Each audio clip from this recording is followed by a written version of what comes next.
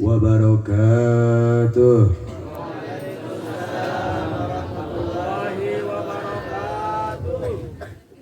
Alhamdulillah,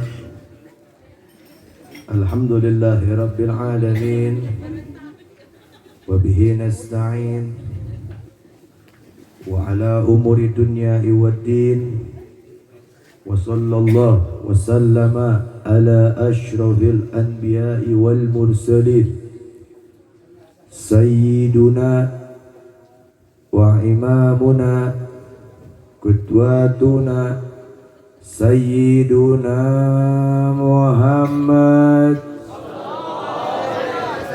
sayyiduna Muhammad, miftah babi rahmatillah, adada ma fi ilmillah, salatan wa salaman daimaini bidai mulkillahi wa ala alihi wa sahbihi wa man wala. Rabbi shrah li sadri wa yassir li amri wahlul 'uqdatam min lisani yafqahu qawli. Amma ba'd. Teman-teman yang kita cinta, yang kita hormati, segenap daripada sesepuh setempat, wabil khusus kepada sahabul bait, yakni pimpinan Ponpes Sirajul Huda, kepadanya kita berikan salam penghormatan untuk Kiai Haji Aceng Hamdan, dan juga tidak lupa salam penghormatan kita berikan yang istimewa kepada para ustadz, para kiai, para mudarris setempat. Dan juga tidak lupa salam penghormatan kita berikan spesial kepada para dzurriyyat Nabi Muhammad yang hadir di tengah-tengah kita hari ini, malam hari ini. Wabil khusus kepada guru kita Al-Habib Kadzim bin Syahab.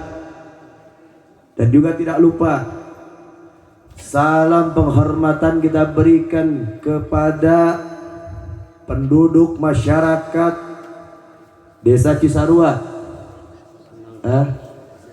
Pasir Lango, kampungnya kok desanya Pasir Lungu, kampungnya Pasir Lango juga. Hebat benar yang bikinnya. Kita berikan salam penghormatan juga kepada masyarakat yang hadir di malam hari ini, dan juga kepada aparatur pemerintah, baik tingkat RT, RW, tingkat Polres, tingkat Polda, dan Kapolri. Dan juga tidak lupa salam penghormatan kita berikan kepada lurah dan seluruhnya reng-rengannya, yang dimana kita minta kepada Allah Subhanahu wa ta'ala di malam hari ini, Allah berikan kita kemenangan, Allah ta'ala kabulkan segala hajat-hajat kita, Allah ta'ala permudah perjuangan kita, Allah ta'ala berikan sebaik-baiknya keistiqomahan terhadap kita. Amin ya Rabbal. Hadirin wal hadirat yang dimuliakan oleh Allah Subhanahu wa ta'ala, malam hari ini adalah malam yang istimewa untuk kita semua. Malam hari ini malam kemenangan untuk kita semuanya. Malam hari ini malam ditempatkannya kita di bagiannya orang-orang yang cinta kepada Rasulullah. Malam hari inilah malam Allah pilih kita sebagai orang-orang yang merindukan kekasihnya Allah. Malam hari inilah, tepatnya jam ini, tahun ini, Allah pilih kita duduk di sini untuk menumpahkan rindunya kita kepada Rasulullah. Sebagaimana yang Allah sebutkan di dalam Al-Quran, "Qul bi fadlillah wa bi rahmatihi fabidzalika falyafrahu." Maksud ayat ini, "Qul bi fadlillah", katakanlah dengan anugerahnya Allah, wa bi rahmatihi, dan rahmatnya Allah, fabidzalika falyafrahu, maka hendak mereka bergembira. Maksud tafsirnya ayat ini, qul adalah kata perintah. Di dalam ilmu nahu, kata qul ini adalah fi'il amr. Amr yang berarti kata perintah. Katakan, siapa yang diperintahkan? Nabiullah Muhammad.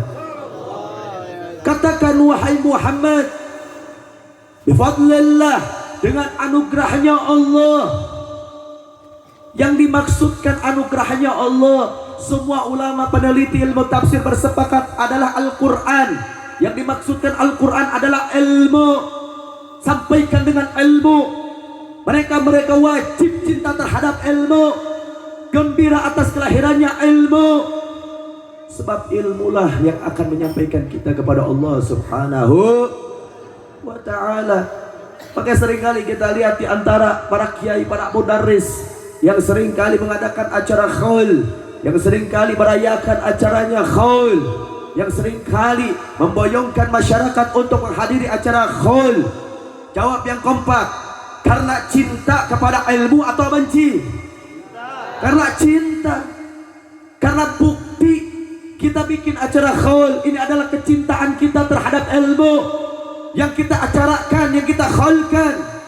Kita acara khaul Syekh Abdul Qadir Jailani ini di mana-mana. Di Bandung juga banyak atau tidak? Acara khaul Syekh Abdul Qadir Jailani banyak atau tidak? Acara ulama-ulama, kiai, mama, para habaib banyak atau tidak? Mengapa diadakan acara semacam ini? Kalau perlu diucapkan, semua orang akan berkata karena mereka cinta terhadap ilmu yang ulama kita miliki. Maka hendaklah kita bergembira dan katakan melalui ilmu. Sehingga Nabi Muhammad berkata di dalam hadisnya, innal anbiya lam yuwarithu dinaran wala dirhaman, fa innahum yuwarithul ilma, al ulama warisatul anbiya. Sesungguhnya para nabi tidak mewariskan emas atau perak. Fa innahum yuwarisul ilma, akan tetapi para nabi mewarisi ilmu. Al ulama warisatul anbiya, maka ulama lah pewarisnya nabi. Karena ulama lah pakar dari ilmu. Karena ulama lah pusakanya Rasulullah yang ada di tengah-tengah kita. Dulu dikisahkan di dalam riwayat Al-Imam Abu Hurairah radhiyallahu anhu. Beliau saat pertama kali melihat banyak orang-orang yang sedang berbisnis di kota Mekah. Di kota Mekah, di kota Madinah. Di kota Madinah ini ada satu tempat yang dimana pasarnya ini ngablak banyak, di mana-mana orang jualan. Dan semua orang sibuk berbisnis di pasar kota Madinah ini. Sehingga Abu Hurairah kebingungan. Orang-orang sedang sibuk berlomba-lomba ingin mendapatkan daripada pusaka dan warisan peninggalannya Rasulullah. Sedangkan orang-orang yang ada di pasar kota Madinah sedang sibuk dengan dagangannya. Sehingga Al-Imam Abu Hurairah berkata, wahai kalian yang sedang sibuk dengan dagangmu, yang sedang sibuk dengan bisnismu, tahukah engkau hari ini sedang dibagikan warisannya Rasulullah di Masjid Nabawi? Akhirnya pedagang itu semuanya berboyong-boyong, berbondong-bondong, lari semuanya ke Masjid Nabawi untuk mendapatkan warisannya Rasulullah. Dikira warisannya ini harta kali, tahta kali. Sesampainya di sana, ini orang bingung, pembisnis ini bingung, karena yang ada di sana cuma hanya orang sholat dan Al-Quran. Sehingga dia berkata, wah, Imam Abu Hurairah telah berbohong ini. Katanya ada pembagian warisan, nyatanya nggak ada. Balik ke Imam Abu Hurairah dan bertanya, wahai imam, wahai sahabat, kau telah berbohong. Kau telah berbohong. Kau katakan di Masjid Nabawi sedang ada pembagian warisannya Nabi Muhammad. Lantas saya datang ke sana, yang kulihat di sana gak ada sedikit pun yang sedang membagikan warisan.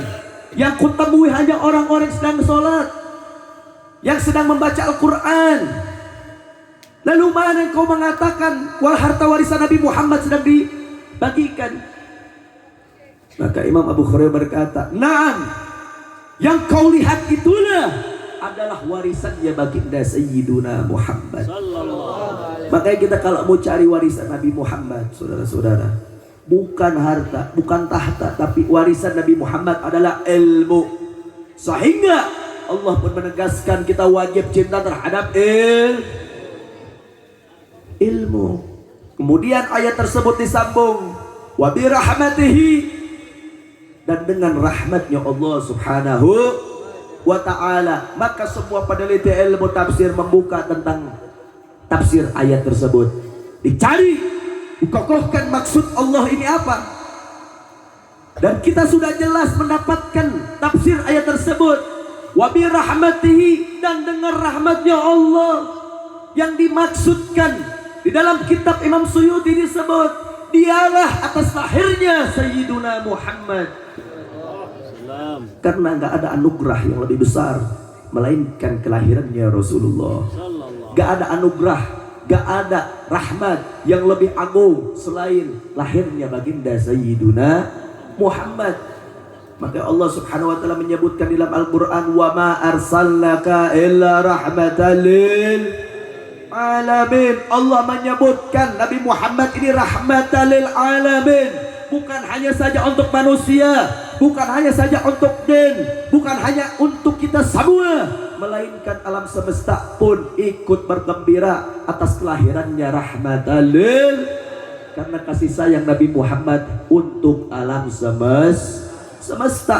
Fabidzalika falyafrahu, maka mereka hendaklah bergembira. Maka orang-orang hadir di dalam majelis termasuk orang-orang yang sedang bergembira atas kelahirannya Rasulullah. Orang-orang hadir ikut berboyong-boyong, berbondong-bondong hadir untuk merayakan maulidnya Rasulullah. Maka orang tersebut termasuk yang disebut oleh Allah, maka mereka lah orang-orang bergembira. Dan hukum orang bergembira atas kelahirannya Nabi Muhammad, maka orang tersebut yang paling berhak atas syafaatnya Rasulullah di yaumil qiyamah. Mudah-mudahan kita semuanya termasuk orang yang berhak atas syafaat Nabi besar Muhammad.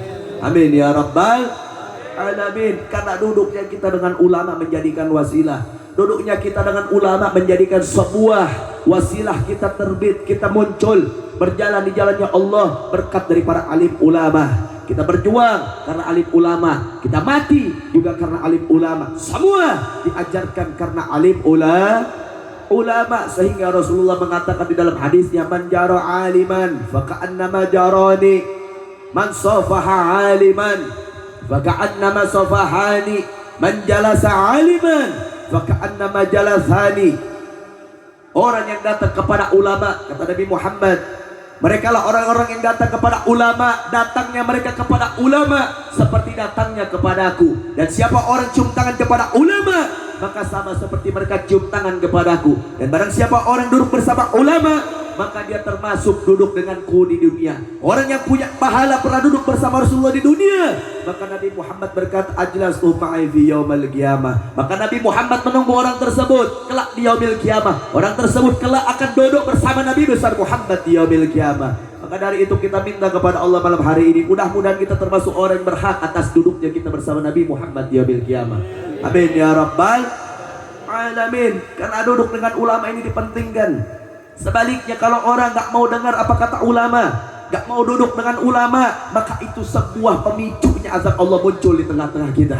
Salah satunya azab muncul di tengah-tengah kita, adanya kita konflik dengan ulama. Konflik tidak mesti dengan masalah-masalah, konflik tidak mesti dengan masalah yang hal-hal yang pribadi. Enggak, konflik sama-sama diam aja udah konflik. Orang Sunda bilang hare-hare konflik. Orang jarang ngomong, ujung-ujungnya akhirnya kita diperintahkan Allah untuk dekat dengan ulama. Sebab kita gak dekat dengan ulama, terima akibatnya. Nabi Muhammad berkata di dalam hadisnya, sayati zaman ala ummati yafiruna minal ulama wal fuqaha fayabtalihim Allah bithalatha baliyah ulaha yarfullahu barakah min kasbihim wa thaniyatu yusalitullahu ta'ala alaihim sultanan zaliman wasalisatu yakhrujuna minad dunya bighairil iman. Sayati zaman ala ummati, akan datang satu masa kepada umatku, yafiruna minal ulama wal fuqaha, yang dimana mereka ini lari dari ajaran ulama dan para fuqaha. Fayabtalihim Allah bisalasa baliyah, maka Allah subhanahu wa ta'ala akan menurunkan musibah dengan 3 macam. Yang pertama, ulaha yarfallahu barakah min kasbihim, Allah akan mencabut segala nikmat, segala rezeki dari usahanya mereka, sehingga mereka saat itu hidup melarat, sehingga mereka saat itu hidup tanpa ada kucuran ekonomi, sehingga mereka hidup saat itu tidak punya pekerjaan. Allah tarik semua rizkinya, usahanya, sehingga kalian hidup melarat. Kenapa hal ini terjadi? Di dalam syarah hadis tersebut diceritakan karena dampak orang-orang yang punya pekerjaan dijadikan penghalang untuk dekat dengan Allah Subhanahu wa ta'ala. Kalau saya tanya, banyak orang yang suka alasan nggak bisa ngaji, nggak bisa sholat karena terhambat dengan pekerjaan. Banyak atau tidak? Banyak atau tidak? Nggak bisa puasa karena di pekerjaannya ini sangat capek. Banyak atau tidak?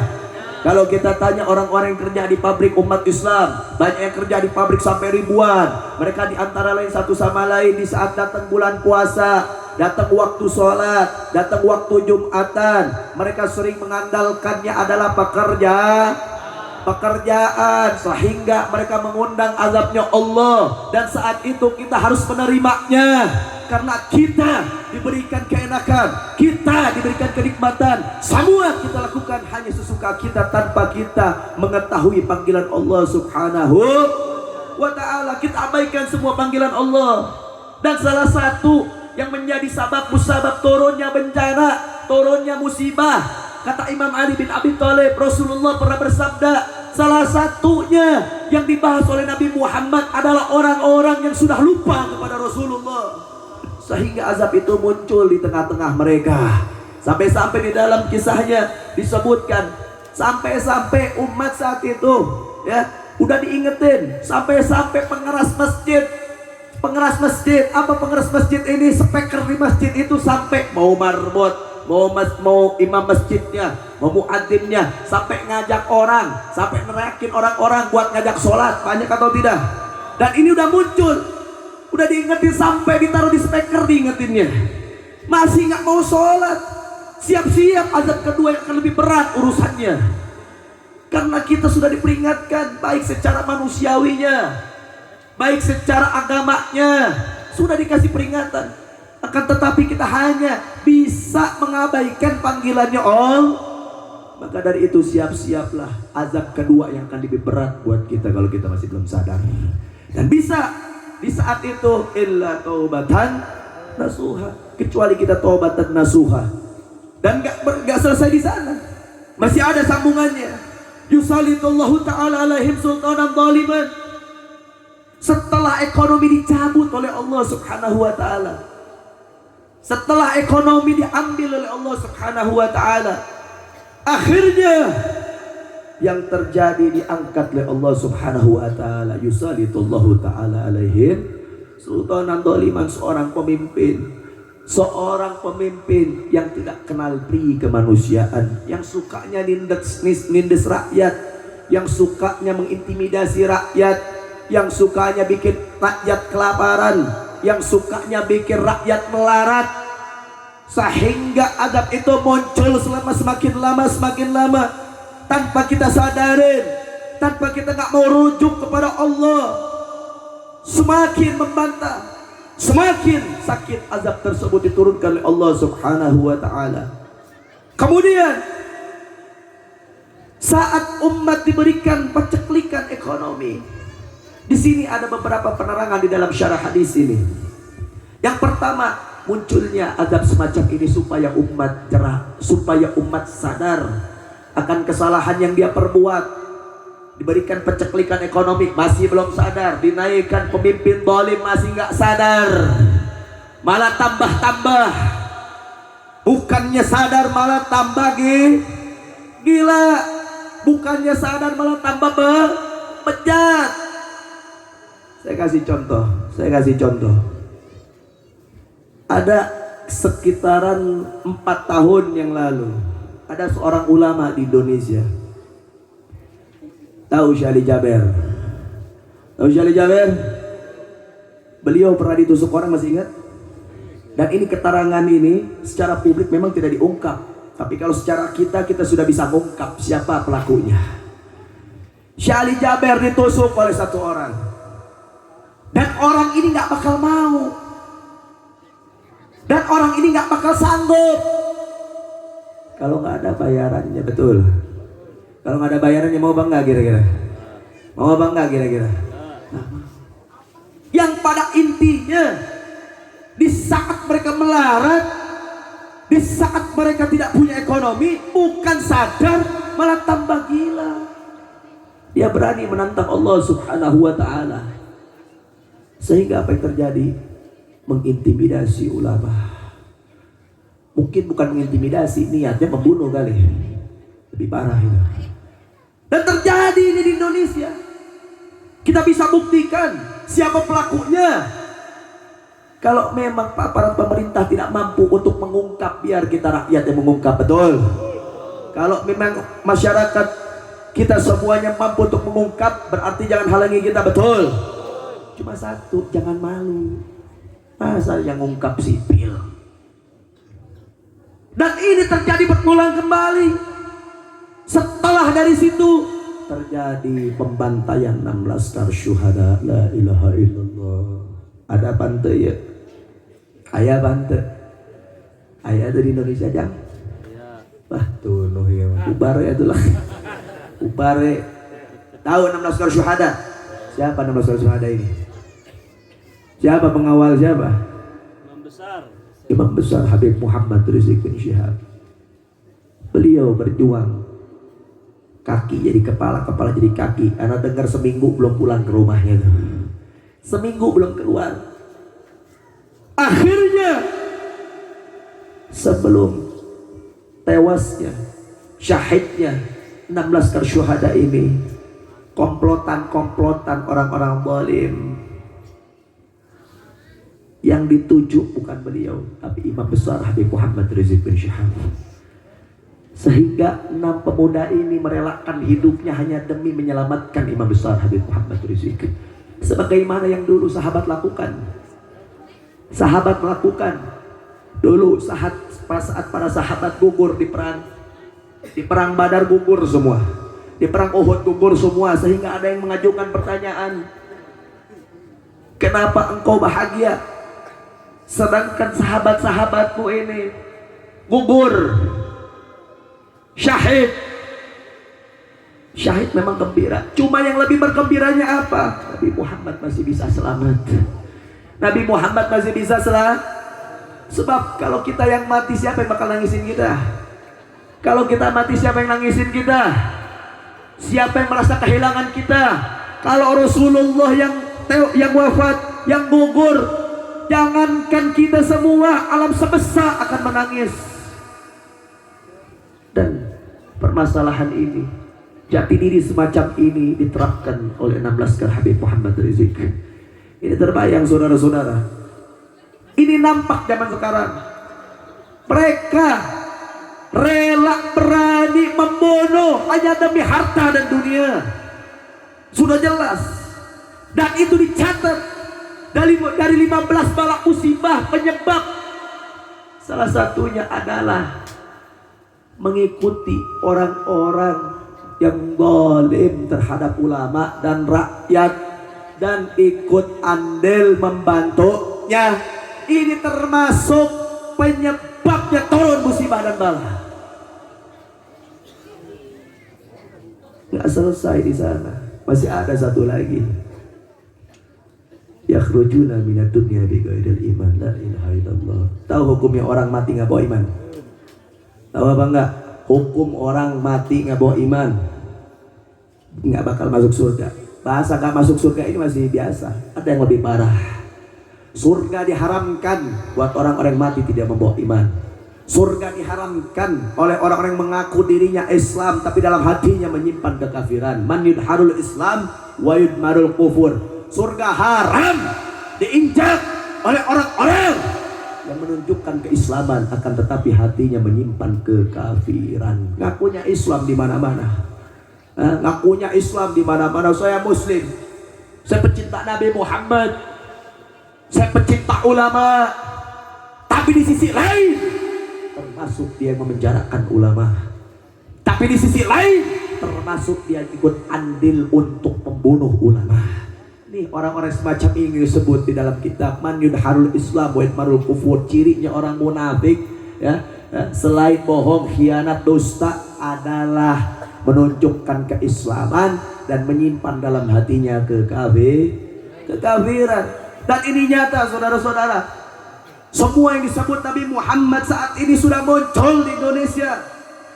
Dari mulai penyebab 15 undangnya azab Allah, di antaranya adalah orang-orang yang bodoh, orang-orang yang jauh dari Allah, orang-orang yang suka meninggalkan ketaatannya kepada Allah, orang-orang yang sering kali meninggalkan daripada ajarannya Allah, malah diikutin. Yang lebih parahnya lagi disebutkan oleh Rasulullah, bukan hanya diikuti, bukan hanya didorong, tapi malah justru dia dipilih untuk memimpin rakyat. Nah, itu salah satunya penyebab turunnya azab dari Allah Subhanahu wa taala. 15 penyebabnya. Kalau saya sebutin 15 ini nggak selesai sampai jam 3 pagi. Cuma saya kasih aja rinciannya. Di antaranya orang-orang yang senantiasa mereka mendorong orang-orang yang mengintimidasi para ulama, mengintimidasi rakyat, mengintimidasi daripada masyarakat-masyarakat yang butuh bantuan. Bukannya dibantu malah diintimidasi, bukannya didorong malah dibikin sulit. Sini sudah jelas azabnya Allah Subhanahu wa taala. Makanya Allah Subhanahu wa taala membenci dunia. Kenapa? Karena yang hidup di tengah-tengah dunia ini adalah orang-orang tukang dusta. Ngomong di depannya ini, di belakang beda. Yang 15-nya saya kasih patokan yang terakhir. Yang ke-15-nya penyebabnya turun bala musibah dari Allah Subhanahu wa taala adalah orang-orang yang menuntut ilmu bukan untuk disiarkan, bukan untuk dijabarkan, tapi dia mencari ilmu hanya untuk kepribadiannya saja. Itu penyebab turunnya azab dari Allah Subhanahu wa taala. Ini yang begitu, ini yang disebutnya imanuhum bi amplopihim. Yang begitu disebutnya imanuhum bi amplopihim. Yang begini yang disebut penyebab turunnya azab Allah Subhanahu wa taala. Sehingga melihat kemaksiatan dibiarkan, sehingga melihat perzinahan dibiarkan, melihat yang mabuk dibiarkan, melihat yang judi dibiarkan, sehingga perkara tersebut mengundang azab Allah. Karena sudah jelas yang diriwayatkan oleh Imam Tirmidzi, Sayyidina Ali berkata, aku pernah mendengar Rasulullah bersabda, di antaranya lagi adalah di saat kelak umatnya Rasulullah sebelum diturunkan bala dan musibah, kalau sudah melihat kemaksiatan, miras, narkoba, semuanya merajalela di negerinya, gak butuh waktu lama untuk Allah menghancurkan penduduknya. Maka dari itu kita sadar dari sekarang sadar. Makanya Allah Subhanahu wa taala catat orang-orang di dalam Al-Qur'an, kuntum khaira ummah ukhrijat linnas, kalian sebaik-baiknya umat yang diturunkan untuk manusia. Ta'muruna bil ma'ruf, mengajak orang untuk baik, mengajak semua manusia untuk kembali kepada Allah, mengajak orang-orang ini untuk benar, ngajak orang buat kembali kepada Allah, kembali kepada Nabi Muhammad. Wa tanhauna 'anil munkar, dan mencegah dari kemunkaran, munkarat, semuanya dicegah. Ialah orang-orang yang baik. Yang terakhir adalah wa tu'minuna billah, dan mengajak orang-orang untuk beriman kepada Allah Subhanahu wa taala. Akhirnya Allah Subhanahu wa taala akan mengkokohkan kedudukan orang-orang yang menjabarkan, yang menjalankan 3 macam ini. Tapi kalau sekarang kayaknya gampang banget buat difitnah ya. Betul. Kalau kita sekarang menjabarkan hai munkar, gampang banget buat difitnah, benar. Kita kayaknya kalau bela yang benar kayaknya diasingin aja di Indonesia, benar. Ayah pahante. Kira-kira kalau kita sekarang bilang, Pak, miras ini tutuplah semuanya, kira-kira apa yang dia respon? Kira-kira ditutup apa marah sama kita? Marah apa ditutup? Nih, kita punya ikhwan, salah satunya. Kita punya ikhwan yang baru saja wilayahnya kena gempa bumi di Cianjur. Gempa bumi di Cianjur. Ini pengilmuan datang semua ke Cianjur. Pengilmuan, apa namanya, BMKG ya namanya. Datang semua ya, wah posting. Nopo nama. Yang jelasnya bukan karena laut, bukan karena daratan. Yang jelasnya yang hidupnya min ahlil kabair. Yang jelas yang hidupnya ahli dosa. Yang jelas yang hidupnya tukang maksiat. Yang jelas orang hidupnya gak mau kembali kepada Allah. Itu penyebabnya. Bukan gesekan bumi, bukan. Penyebabnya adalah turun musibah dari Allah karena umat tidak mau kembali kepada Allah. Semakin dia merajalela, semakin dia berani kepada Allah, semakin dia merajalela dan mengabaikan panggilan Allah, sehingga Allah Subhanahu wa taala mengadab seazab-azabnya mereka. Naudzubillah summa naudzubillah min dzalik. Saking kita punya Nabi Muhammad, saking saja kita punya Rasulullah yang selalu menaungi kita, yang selalu menjaga kita, meminta ampunan kepada Allah atas dosa-dosa kita. Kalau bukan karena Nabi Muhammad, binasa kita orang-orang yang hidup.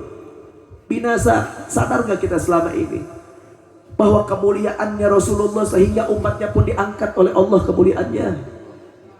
Ingat di dalam kisah Rasulullah sebelum wafat, Jibril bertanya kepada Nabi Muhammad. Jibril bertanya kepada Rasulullah, "Ya Rasulullah, apa yang kau khawatirkan? Apa yang kau pendam? Tahukah Allah Subhanahu wa taala telah menyerukan kepada malaikat-malaikat yang di langit untuk membuka pintu, untuk membuka pintu langit dan pintu surga?" Nabi Muhammad masih aja cemas, masih takut. Akhirnya Jibril bertanya, "Ya Rasulullah, apakah engkau tidak bergembira? Apa engkau tidak bahagia?" Malaikat Jibril bertanya semacam ini. Nabi Muhammad bertanya, kembali menjawab, "Wahai Jibril, ketahuilah yang kucemaskan, yang kukhawatirkan bukan soal itu. Yang kukhawatirkan setelah aku wafat, lalu siapa yang meminta ampunan atas dosa umatku?" Akhirnya malaikat Jibril naik kepada Allah, menghadap ke Allah Rabbul Alamin, dan berkata apa yang Rasulullah katakan. Allah Subhanahu wa taala berkata, "Ya Jibril, kembali engkau kepada kekasihku. Kembali engkau kepada kekasihku. Kembali dan kabarkan kepada kekasihku, aku tidak akan mengecewakannya. Aku tidak akan membiarkannya kecewa.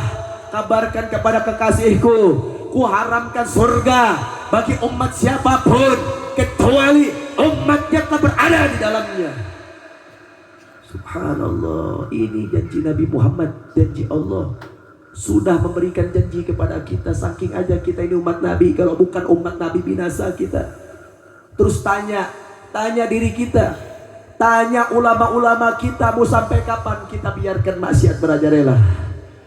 Tanyakan kepada guru-guru kita, mau sampai kapan kita biarkan orang-orang mengintimidasi para habaib dan para ulama? Tanyakan kepada hati kita, mau sampai kapan kita melihat Nabi Muhammad menangis akan umat yang saat ini kacau di akhir zaman? Tanyakan diri kita, tanyakan hati kita yang merasa kita cinta sama Nabi Muhammad. Tanya diri kita, kapan kita akan kembali kepada Allah? Kapan kita akan patuh terhadap perintahnya Allah? Terus sekarang la ilaha illallah tambah hari di Indonesia, bukannya tobat malah tambah bajingan ini orang-orang yang hidup. Kita lihat. Saya belum lama ngelihat ada aplikasi itu, apa namanya Bu? Pak, tahu nggak? Ini biasa anak muda nih yang perempuan yang tahu. Aplikasi apa namanya? TikTok apa namanya? TikTok. Saya belum lama diliatin sama satu orang di TikTok. Saya lihat di TikTok ini, hampir saya geser ini bisa 100 kali ke bawah. Kan kalau buat ngegeser tuh ke bawah ya, ke atas. Saya geser terus. Saya lihat semua yang saya geser dari atas ke bawah, dari bawah ke atas, semua saya geser lah pokoknya. 100 kali geseran. Yang muncul di atas cuma pelangi. Tahu nggak pelangi itu apa? Tahu nggak? Juang di jalannya. Mudah-mudahan kita dijadikan oleh Allah sebaik-baiknya manusia. Dan juga tidak lupa kita doakan kepada keluarga besar Pondok Pesantren Sirajul Huda, Kiai Haji Aceng Hamdan. Mudah-mudahan Allah Subhanahu wa taala lindungi beliau. Allah Subhanahu memberikan kesehatan kepada beliau. juga panjang umur, serta dimudahkan rizkinya, dikabulkan hajat-hajatnya, dan mudah-mudahan pondok pesantren dimakmurkan oleh Allah Subhanahu wa taala. Pondok pesantren dijayakan oleh Allah Subhanahu wa taala. Dijadikan murid-murid yang menuntut ilmu kepadanya, dijadikan murid yang berguna untuk nusa dan bangsa. Juga mudah-mudahan masyarakat kampung sini dijadikan masyarakat yang alim, juga masyarakat yang istiqamah, taat kepada panggilannya Allah Subhanahu wa taala. Juga mudah-mudahan kampung kita dijadikan kampung min ahlil jannah, kampung calon penghuni surga.